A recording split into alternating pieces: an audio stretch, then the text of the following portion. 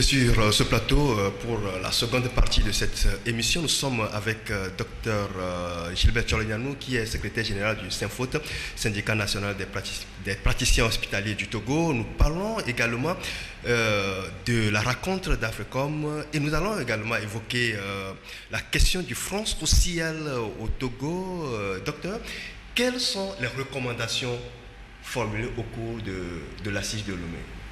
Alors, les recommandations, je vais en faire une synthèse. Oui. En une phrase, c'est qu'il faut que les peuples se reconnaissent comme tels et qu'ils sont au-dessus du profit. C'est le thème qu'on a repris et qu'on a remis en recommandation phare. C'est-à-dire que chaque peuple s'assume et fasse en sorte d'éviter qu'on arrive à ces privatisations, des fois pas justifiées. Mais concrètement, quels sont les moyens d'action pour que le peuple puisse s'assumer? Non, les moyens d'action partent d'abord des syndicats. D'abord des syndicats. Les syndicats, à notre niveau, nous sommes appelés à faire, à former un front contre tout acte de privatisation dans nos secteurs. C'est d'abord la première des choses. Si demain, au niveau de la fonction publique, du secteur public, nous avons des privatisations qui arrivent, nous saurons comment nous allons nous opposer à cela. Parce que n'oubliez pas, comme je l'ai dit tantôt, en France, il y a ce désir de réformer le service public. Et c'est là où je trouve quand même qu'il y a un problème qui se pose, quelque chose qui ne va pas dans nos pays. Le service public, c'est pour le peuple. Les services publics, c'est pour le peuple. C'est-à-dire, quand vous prenez les fonctionnaires, ils sont là pour le peuple. Ils servent le peuple. La santé, l'éducation, les hôpitaux publics, c'est pour le peuple. D'accord? Les écoles publiques, c'est pour le peuple. Alors, imaginez un peu que tout ça là soit remis entre les mains du privé. Il y a des exemples qu'il est parfois loisible de prendre et il y a d'autres qu'il faut éviter de prendre. Au moment où, actuellement aux États-Unis, quand vous voyez un peu au niveau des primaires démocrates par rapport aux débats qui se font, vous voyez que des candidats sont en train d'insister sur le fait de continuer la politique d'Obama en matière de couverture maladie universelle. Parce que les États-Unis ont cela de particulier d'être un pays où la santé n'est pas privée, mais est gérée avec des ressorts privés. C'est-à-dire que vous n'avez pas une assurance, vous avez de la peine à vous faire soigner. Donc Obama est arrivé, il a lancé une politique d'assurance maladie pour pouvoir faire en sorte que les pauvres, ceux qui n'ont pas les moyens, aussi puissent se faire soigner un peu. Quand on peut arriver, il a voulu tout casser, mais le Parlement, en tout cas la Chambre des représentants américaine, est arrivée plus ou moins à l'en empêcher. Vous voyez les démocrates aujourd'hui en primaire qui sont en train quasiment de dire qu'il faut aller au-delà. Continuer par faire en sorte que tous les Américains puissent être soignés, aient droit à la santé. C'est un droit légitime. Tout citoyen a droit à la santé. Maintenant, imaginez un peu que ce pan-là soit remis entre les mains du privé. Vous pensez que nos parents qui sont au village, qui sont à Daï, par exemple, dans un cas perdu de Daï, ou bien à Djalpanga, lorsqu'on aura remis le secteur de la santé entre les mains du privé, ils pourront se faire soigner facilement. Quand le privé dira que non, je dois amortir mes investissements, ils pourront se faire soigner. Je ne pense pas. Imaginez que l'éducation soit remise entre les mains du secteur privé. Vous pensez qu'on pourra s'en sortir? Donc, il est fondamental que ces secteurs clés soient du domaine des gouvernants et d'éviter qu'on tombe dans cet engrenage-là qui veut qu'on privatise à tout prix parce que nos États africains seraient incapables de bonne gestion. Je ne sais pas si nous-mêmes on est contents que des gens nous disent que nous sommes incapables de bien gérer. Et donc pour cela, il faut qu'on remette ces éléments-là à des privés parce qu'eux, ils sont capables.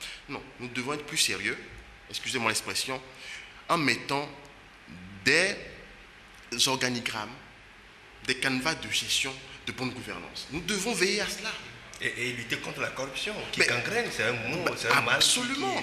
Au lieu d'en faire un étendard, enfin, je parle de la lutte contre la corruption, d'en faire un étendard qu'on brandit alors qu'on ne fait rien en dessous, je pense qu'un État sérieux a les ressorts de pouvoir aller à la bonne gouvernance, de lutter contre la corruption et d'être souverain.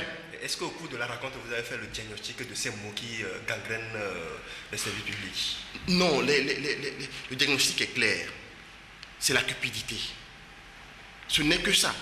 Imaginez un privé qui vient excusez-moi, qui vient vous faire une enveloppe de 200 millions. Vous qui êtes un ministre du gouvernement, dans votre secteur, vous faites une enveloppe de 200 millions et il vous demande de fermer les yeux sur de petits dérapages. D'accord? Je prends le cas du Togo. C'est un exemple, là. C'est un exemple que je donne, ce n'est pas réel. Hein. C'est juste une sorte de... Voilà. Et un ministre togolais est peut-être, je ne sais pas, peut-être à 1,5 million ou bien à 2-3 millions, je ne sais pas, peut-être par mois, à 3 millions, je ne sais pas, je le dis comme ça. Ce n'est pas les chiffres d'ailleurs du salaire du ministre togolais. Il y a 3 millions par mois, il est là pour un mandat de 5 ans, au plus. Si en temps il n'y a pas de rendement ministériel, d'accord? Alors, 3 millions fois 10 ou 12, on est à peu près dans les 36 millions, d'accord? Fois 5. On est à peu près dans les 100, à peu près, combien de millions là? À peu près 115, 150 millions, ouais. Disons. Supposons, moi je suis nul en calcul. Là. Supposons, 150 millions. Et en une fois, vous avez un privé qui vient, qui vous dit fermez les yeux sur mes affaires, je vous donne 100 millions d'enveloppes. Bon, mais le gars, il le prend. Il le prend s'il n'y a pas de mécanisme de surveillance et de contrôle. De manière à ce que, là où il peut fermer les yeux, quelqu'un d'autre est obligé de regarder. S'il n'y a pas ce contrôle-là qui se fait, contrôle, autocontrôle et surcontrôle, s'il n'y a pas un mécanisme comme ça, mais les gens vont se livrer allègrement à ces jeux de corruption. Je suis désolé. Et donc, nous parlons de chiffres colossaux. Hein. Les privés qui viennent, ils viennent pas, non, mais ils viennent avec de l'argent. Parce qu'ils savent ce qu'ils vont gagner quand ils vont prendre ce secteur-là. Les gars sont dans l'objectif que d'amasser. Ils sont prêts à tout. Tout à l'heure, vous racontez une histoire. Non, c'est même pas une histoire, c'est une vérité. Quand vous me dites tout à l'heure que Aura Bank avait été pris par un groupe et que ce groupe-là actuellement est acheté par la Côte d'Ivoire. Ouais. Je ne sais pas, je n'ai pas encore lu dessus. Mais la Côte d'Ivoire, laquelle Côte d'Ivoire? L'État ivoirien ou une autre entreprise ivoirienne? Je n'en sais rien. Mais supposez que l'État ivoirien vienne acheter une agence internationale financière. Vous voyez ce que ça veut dire? Ça veut dire que l'État là a une emprise sur notre État. Puisque si on n'a pas d'autres leviers d'action, ça veut dire que l'État là, si demain l'État là veut agir sur l'État togolais, il a un levier pour agir sur nous. Et selon les indiscrétions, l'État ivoirien va détenir désormais 62% de capital. L'État ivoirien. Ouais. Alors, donc vous comprenez que cette histoire du FMI est une histoire qui est racontée. Donc un État ivoirien peut avoir 62% dans un truc comme ça. Ça veut dire que un État peut se gérer et peut être vraiment crédible en bonne gestion. Pourquoi on nous dit que nos États africains ne peuvent pas bien gérer et donc il faut privilégier à tout va? Non, je pense que même le schéma chinois où l'État chinois possède, achète des bons, même dans les trésors américains, dans le trésor français, ils acquièrent des choses. Mais un État peut arriver à ça. Nous pouvons aussi, en tant qu'État togolais, pouvoir acheter des actions quelque part et avoir des implications énormes. On peut construire cela. Je pense que la seule issue, le seul salut pour les pays africains, les États africains, c'est de faire comme ce que les Américains font, les Chinois font. Nous pouvons construire des États solides, très solides, et qui peuvent exister par eux-mêmes et ne pas être des mendiants invétérés. Si le Ghana veut rompre avec le FMI, et essaye d'évoluer par lui-même. Ce n'est pas facile, c'est vrai, mais à un moment donné, il faut arriver à le faire. Nous pouvons, je pense, je ne suis pas économiste, mais je pense que nous avons les ressources suffisantes pour nous financer, pour nous développer. Que cela ne tienne, ça dépend de notre volonté. Okay. Oui, docteur, les diagnostics que vous avez faits lors de cette rencontre sont réels. Et vous dites que le peuple, c'est le peuple lui-même qui doit s'assumer, qui doit se prendre en charge. Prenons notre cas, le cas togolais. Est-ce que le peuple togolais ne s'assume pas assez devant ce genre de situation, vous trouvez? Non, je pense qu'il y a quelque chose qui s'est enraciné un peu dans notre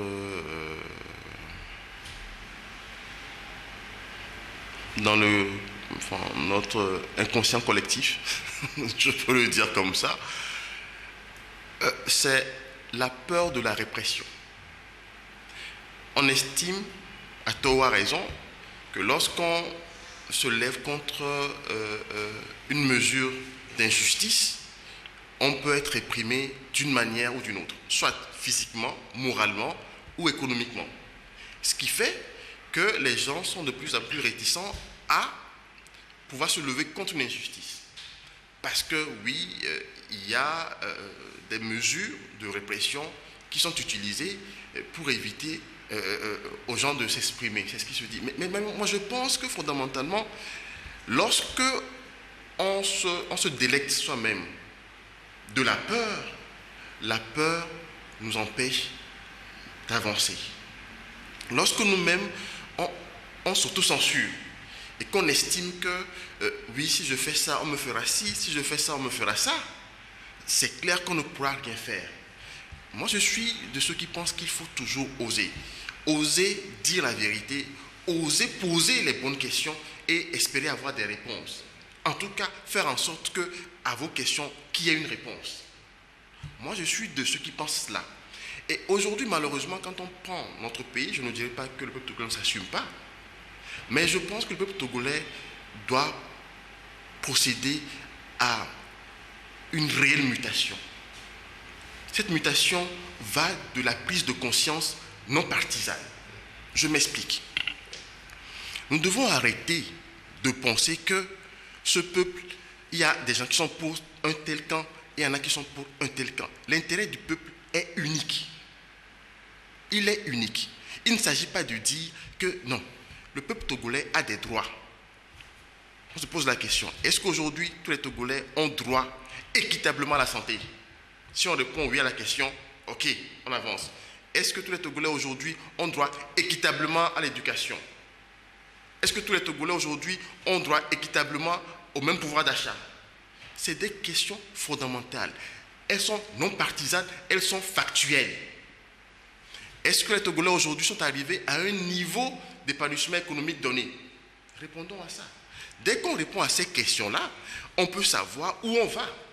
Maintenant, lorsqu'on s'enferme dans cette démarche partisane, pour dire que oui, celui qui parle là, il soutient qui? Il est de quel camp? Ce n'est pas une histoire de camp, c'est une histoire de fait. Est-ce que nous avons aujourd'hui un pouvoir d'achat capable de répondre aux aspirations des Togolais? La réponse est non. Il ne faut pas qu'on se mente, la réponse est non. Comment est-ce qu'on fait pour que le Togolais ait un pouvoir d'achat élevé? Et ça, c'est là où le gouvernement intervient, parce que quand on va au gouvernement, c'est pour pouvoir améliorer la situation de son peuple, et non le contraire. Mais malheureusement, les gens vont au gouvernement pour s'enrichir au détriment de leur peuple. Est-ce qu'ils pensent vraiment à leur peuple? La question est posée. Donc, il faut quand même que le peuple aussi amène ceux qui le dirigent à savoir qu'ils s'intéressent à leurs actions. Nous parlons au Togo bientôt, il y a eu le débat sur l'augmentation de la valeur indiciaire. Le gouvernement avait annoncé, le président a annoncé une augmentation de la valeur indiciaire. Il n'a pas donné de pourcentage. Des ministres ont jugé opportun d'en donner. Ils ont parlé de 5%. Sur cette question-là, les syndicalistes sont clairs là-dessus. Les 5% ne suffiront pas. Et nous pensons qu'il faut en débattre. Et pour nous, on se dit, mais dans ce pays, la dernière augmentation dépasse 5% de la valeur indiciaire. Donc on ne peut pas reculer. Mais il faut qu'on avance. Les 5% sont largement en deçà de ce qui a été fait dernièrement. Donc pour nous, ça ne peut être considéré comme un plancher. Ce n'est pas le plafond. Donc on doit discuter pour voir, est-ce qu'on ne peut pas aller plus? Parce qu'en fait, il faut comprendre une chose. Un gouvernement est là pour son peuple, pas pour le privé. Il faut qu'on se comprenne. Un gouvernement est là pour son peuple, pas pour le privé. Et donc, un gouvernement aussi doit pouvoir dire au FMI à un moment donné, mon peuple aussi souffre, j'ai besoin de le voir un peu épanoui, un peu sourire. Et le FMI ne peut pas s'opposer à ça. De toutes les façons, un gouvernement qui est souverain a les ressorts pour faire en sorte que son peuple soit heureux. C'est ce que je pense. Justement, en 2013, la STT, la Synergie des travailleurs du Togo, avait ravivé le flambeau de la lutte syndicale et allumé le Front social. Aujourd'hui, est-ce que la STT est là, en forme? Ben si, la STT est là. La STT est là. La preuve, c'est que s'il n'y avait pas eu la STT en 2013, je ne pense pas qu'on aurait eu les évolutions qu'on a connues. Ça, il ne faut pas se le cacher. Tout le monde est d'accord là-dessus. La STT est née en 2013, a fait des choses et continue pas à en faire. Et c'est pour ça que je vous dis qu'aujourd'hui, si le débat des 5%, ben, il sera mené. Nous, on n'est pas du tout opposés à ça. On veut bien qu'il soit mené. Nous sommes à un mois de l'application de la mesure. Il faut qu'on sache où est-ce qu'on en est. Les 5% ou c'est plus? Parce que les fonctionnaires aussi espèrent quelque chose. On doit pouvoir en discuter et voir. Ce qui est intéressant, c'est que nous ne sommes pas dans une dynamique de contestation, de revendication mortifère uniquement. Non, la dynamique est de contester, de revendiquer et de proposer. Nous avions dans ce pays dit une fois qu'il y a des capitaux morts qu'on peut essayer d'aller chercher. Bon, maintenant, si on privatise Togocom et que le gouvernement doit gagner, je ne sais pas combien le gouvernement gagne dessus, dans la privatisation de Togocom. Oui, le gouvernement gagne 49% du capital. Non, en termes de transactions financières, c'est-à-dire que lorsqu'on privatise, il y a un gain qui vient. Je pense que on a caché cela. Non, je pense que l'argent là, c'est aussi pour les actions sociales. Non, si le gouvernement donne les 51%, dans le souci d'avoir de l'argent frais à investir quelque part dans le social, ben, que l'argent vienne comme sur le salaire des fonctionnaires. Parce qu'en fait, quand on augmente le pouvoir d'achat des fonctionnaires, c'est tout le Togo qui s'en ressent. Puisque les fonctionnaires togolais, vous ne pouvez imaginer le nombre d'influences et d'interventions qu'ils produisent dans leur famille. Donc en fait, c'est ça. Moi, je crois fondamentalement que c'est un des leviers de règlement de la pauvreté dans notre contexte togolais. Augmenter le salaire des gens, ça concourt à régler aussi la pauvreté. On nous parlera d'inflation. J'estime que des fois, franchement, je ne suis pas économiste, mais je crois que des fois, il y a de cette théorie-là, il y a de ces trucs-là qu'on fait qui empêchent les gens d'évoluer. Je crois que l'inflation peut être maîtrisée. Il suffit, je dis, un gouvernement est capable d'avoir les ressorts de gestion d'un pays. Et donc, si le gouvernement décide d'augmenter les salaires et de veiller à ce que les prix ne flambent pas au même moment, ça peut se faire. Les salaires sont bas, mais les prix continuent à flamber partout. L'inflation est maîtrisée? Répondez-moi. Est-ce qu'elle est maîtrisée, l'inflation? Lorsque le prix du pain a augmenté, lorsque le prix du bol de maïs a augmenté, lorsque le prix de... Tout augmente dans ce pays. Tout augmente. Donc pour vous, il faut les salaires. Il faut qu'on ressente les retombées de cette privatisation. Mais absolument. Si on privatise et qu'on ne voit pas l'effet induit sur le peuple, comprenez qu'il y a un problème. Si on privatise et que les capitaux, tout ce qui rentre comme bénéfice, sort du pays par les airs, par la mer, mais où est-ce qu'on va? À quoi bon privatiser alors? Moi, je suis plus pour le fait qu'on puisse créer des champions nationaux. Excusez-moi, je pense qu'on a les capacités d'avoir des champions nationaux. On peut créer. Nous avons des entreprises qui sont là, nous avons de la richesse minière. On peut constituer des Togolais qui peuvent être actionnaires de sociétés qui gèrent ces ressources minières. À l'image de Jack Ma, à l'image de Dangote. De Dangote. Ouais. Jack Ma, c'est un pur produit chinois. Je suis désolé. Mais c'est un pur produit chinois. Mais on est content Dangote de les accueillir et de ne pas fabriquer ici. Non, mais je pense qu'on peut le faire. Moi, je souhaite vivement que le gouvernement togolais aille à cela, évolue vers ça. Nous pouvons créer des champions nationaux, des gens capables d'être des exemples qu'on peut citer demain pour dire voilà un Togolais qui a réussi. Aujourd'hui, on en a, mais on en a combien? On peut les citer, même il y a une seule personne qu'on voit émerger qui semble. Mais les autres, on ne voit pas grand-chose. S'ils ne sont pas des collaborateurs de grandes entreprises, mais il n'y a pas un Togolais aujourd'hui qui a son nom en dehors de M. Diondo qu'on appelle. Dites-moi quel Togolais encore on appelle qui a pu émerger vraiment, qui est à la tête d'une société internationale qui fleurit, qui est son propre patron, pas employé. Je pèse bien mes mots. Comme Dangote. On a un Togolais de la trempe de Dangote. Dites-moi. Pourquoi est-ce qu'on ne peut pas aller vers la création de champions nationaux? Je ne sais pas, je me pose la question. Mais on peut le faire ou pas? C'est possible de le faire. Mais quand on voit la France avec les Bolloré par-ci, la famille Arnaud par-là, ainsi de suite, cette grande famille et tout ça, qui crée de la richesse, même si on trouve à redire, mais il y a quand même une fierté de dire que oui, mais tel Togolais a fait ci, tel Français a fait ci, mais on peut y arriver. Aujourd'hui, on parle de Dangote, on parle de Jack Ma, tout le monde est content, Tony et le Melou, tout le monde est content de les citer, tout ça, mais ils font la fierté de leur pays avant tout. Pas de l'Afrique, mais de leur pays d'abord. Pourquoi est-ce qu'il est impossible de créer des championnats nationaux togolais? Oui, oui, docteur. En tout cas, le Togo a son champion qui gagne à tous les coups. Bon, revenons à notre émission. Bon, d'accord. J'ai pas de commentaire. J'ai pas de commentaire. Au sein de la synergie des travailleurs du Togo, il y a un syndicat qui se démarque particulièrement par, dans l'actualité, par ses actions et autres. Nous voulons parler du Synfot.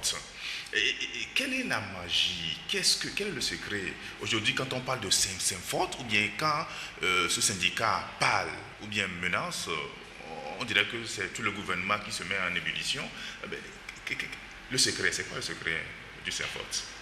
Bien Isidore, juste dire que nous ne menaçons pas, nous disons les choses telles quelles. Il n'y a pas de secret. Je pense que nous sommes arrivés, nous avons réussi à fédérer tout le monde. Je pense que c'est un peu la magie du Synfot. Nous sommes un secteur où nous parlons tous quasiment de la même voix. Il n'y a pas de partisans chez nous. Il n'y a pas de partisans d'un tel parti ou d'un tel parti chez nous. Dès que la santé se lève, c'est dans la revendication, c'est pour la résolution des problèmes liés au secteur de la santé. Et nous parlons d'une même voix. Nous sommes arrivés à réaliser cela. Et je pense que c'est ce qui fait que nous continuons par exister et d'être peut-être à ce niveau dont vous parlez. Et on n'est pas plus que les autres, excusez-moi, mais j'aime être humble et modeste, mais on fait ce qu'on doit faire et on le fait plus ou moins bien jusqu'à ce jour. Oui, docteur, justement, sur ce point, pourquoi vous n'avez pas pu réussir à imposer cette dynamique au sein de la STT qui est fragilisée? Non, cette dynamique, on a réussi à l'imposer. On l'a imposée au début. Au début, c'est ce qui a fait que nous avons pu évoluer. Mais vous savez, notre pays est particulier.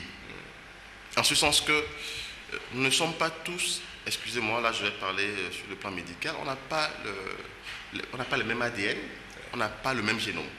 Ça, c'est un médecin qui parle. Et on n'est pas les mêmes. Chaque être humain est particulier, d'accord, et unique en son genre. Nous arrivons dans un groupe, les gens viennent chacun avec ses ambitions. Maintenant, faut-il encore arriver à avoir un objectif commun et faire en sorte que les ambitions des uns et des autres soient reléguées au second plan pour œuvrer à l'atteinte de l'objectif commun que nous avons. Nous avons essayé de réussir ce pari jusqu'au moment où il y a eu d'autres faits qui sont entrés en jeu et qui ont dérangé un peu la STT dans son fonctionnement. Non, par exemple, quand on a fait comprendre qu'il y a des secteurs qui sont supérieurs à d'autres. C'est pour ça que tout à l'heure, je vous disais à Isidore que je ne voudrais pas dire que nous nous démarquons forcément des autres. Parce qu'en fait, c'est la culture de l'égoïsme, du nombrilisme, de l'importance qu'on se donne à soi qui fait des fois que nous échouons. Parce qu'en fait, excusez-moi du peu, quand vous voyez un peu le Togo aujourd'hui, tout ce qui a concouru à l'échec de tous les processus, aussi soit syndical ou politique, c'est justement lorsque quelqu'un pense qu'il est supérieur aux autres. Dès que vous commencez par penser que vous êtes supérieur aux autres, vous estimez que les autres qui sont avec vous sont inférieurs à vous. Et donc, quand vous créez cette scission, fondamentalement, chaque être humain étant fier de lui, fait valoir son ego. Et c'est la racine du mal au sein de la STT? Pas forcément la STT, je pense que c'est la racine du mal du Togo. Nous parlons le de Togo, la STT. oui, mais j'en viens en disant que ce n'est pas que la STT. Parce qu'en fait, je le dis clairement, quand à un moment donné, on a dit à nos amis de l'éducation qu'ils sont un secteur puissant et qu'ils peuvent avoir par eux-mêmes des avantages inhérents uniquement qu'au corps enseignant, ils ont, ce n'est pas de leur faute, jugé bon de pouvoir aller chercher des avantages liés à leur corps. C'est ce qui a à un moment donné, ralentit les mouvements au niveau de la STT. Nous avons pris le temps d'essayer de régler ça. Mais je pense qu'aujourd'hui, après tout cela, ils ont pu avoir des choses. Je pense que ceci étant fait, il n'y a plus de raison pour qu'on ne se retrouve plus dans une dynamique unitaire, puisque l'enseignement maintenant est un statut particulier. Donc je crois que ceci étant acquis, il peut maintenant revenir pour que nous puissions maintenant nous battre pour le statut général. Oui, justement, Donc, que devient aujourd'hui la plateforme revendicative de la synergie des travailleurs du Togo? La plateforme revendicative est là. On évolue dessus. J'avoue que on avance quand même par rapport à la valeur initiale. Pas de caméléon? Non, pas de caméléon, non. Je pense que c'est plutôt par rapport au contexte du pays. Vous savez, notre pays est rythmé par la politique, par le social. Il y a un temps pour la politique et il y a un temps pour le social, malheureusement. Et le drame, c'est justement ça, c'est que quand dans ce pays, tout est appréhendé sous le prisme de la politique. Même quand vous toussez, on essaie de voir est-ce que votre tout là est de tel ou tel parti. Même quand vous faites ce pas, on essaie de voir si votre pas gauche là est pour l'opposition, si votre pas droit est pour le parti au pouvoir. Quand tout est réglé sous cette coupe là, fondamentalement, excusez-moi du peu, on ne peut pas évoluer. Quand vous parlez, on vous demande, lui, il est qui? Il a quel parti en sympathie? Mais ce n'est pas possible. Donc, à la limite, c'est comme si au Togo, on n'est pas capable de réfléchir par soi-même. On doit être forcément poussé par un parti ou un autre parti. Non, il faut arrêter ça. C'est des aberrations qui ne sont pas dignes d'un débat intellectuel. Je crois fondamentalement qu'on peut parler sans être d'un parti et être libre de ses propos. Et pour continuer... Oui, docteur, on va marquer une pause, on va revenir, c'est la deuxième pause, pour revenir... pour la troisième partie de cette émission. Et là, vous aurez le temps de développer votre argumentaire. Et on va parler également du Synfote et le secteur de la santé. Comment ça se porte? Vous êtes là, vous êtes secrétaire général du Synfote, vous êtes médecin praticien. Et vous allez nous parler, vous allez nous partager la santé du secteur de la santé. Tout à l'heure, avec les internautes, on marque une pause et on se retrouve dans quelques secondes pour la troisième partie de cette émission. Amen.